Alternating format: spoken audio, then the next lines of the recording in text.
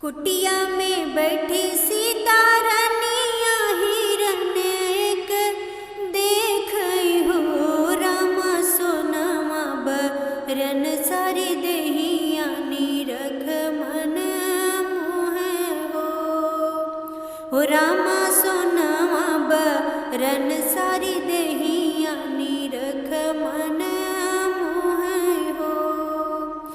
बगल में बैठे श्री राम त सीता जी अरज कर हो रामा सोनमा के सुंदर हिरन हमारे मन भावे हो।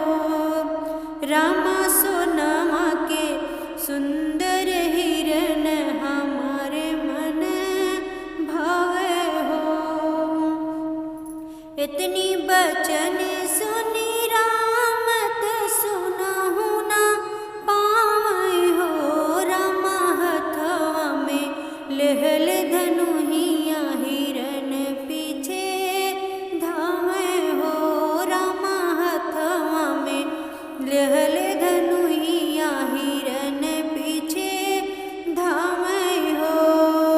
कुटिया में सीता अकेली रावण जे देखई हो रामा धइल जोगिया के भेष सीता से बिछा मांगे हो।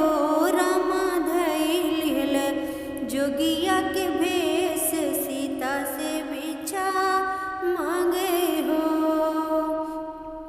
हथवा में ली सीता जी भिखिया बाहर माजे ठाड़ भई हो। रामा सीता के रथ पे बैठावे सीता के लइके भागई हो। रामा सीता के रथ पे बैठावे